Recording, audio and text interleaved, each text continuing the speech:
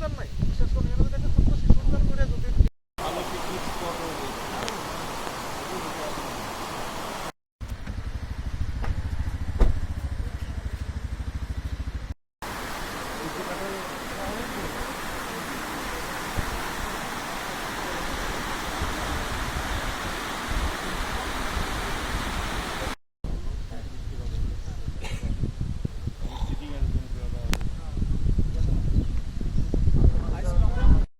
বাকি সবাই এখানে উপস্থিত।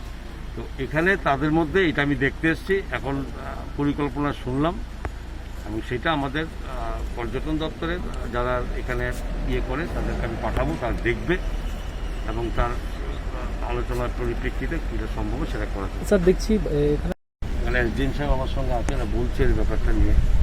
তো যদি দপ্তর এটা আমার না, তথাপি শিল্প দপ্তরের যথারীতি যাদের সঙ্গে আলোচনা করা, যেখানে যেটা হয় সেখানে কিছু করা যায় কিনা এটা দেখবো। আর যেখানে এখানকার ট্র্যাডিশনাল ফুড বা আমাদের এখানকার যেখানে আমাদের রাজ্যের অনেক কিছু আছে, মানে যেগুলো বিশেষ করে জনজাতি অঞ্চলের মানুষরা করে, সেগুলো আজকে বাইরের বহির্রাজ্যে এবং বিদেশেও এটা খুব প্রচার চলছে। সেগুলোর জন্য আমরা করছি এবং ট্যুরিজম দপ্তরে আমরা চাইছি ট্র্যাডিশনাল ফুড বা এ রাজ্যের তৈরি করা বাঁশ ব্যাগ থেকে শুরু করে রিসার থেকে শুরু করে এগুলো বিক্রি যারা করবে ট্যুরিজম স্পটের মধ্যে, সেখানে তাদেরকেও আমরা ইন্ডিভিজুয়াল 5 লাখ টাকা লোন পর্যন্ত আমাদের ট্যুরিজম দপ্তর এগুলো আমরা স্যাংশন অনেক করছে। সেরকম কোনো পরিকল্পনা থাকলে করতে চাইলে আমরা সরকার তৈরি আছে। আমরা থ্যাংক ইউ স্যার।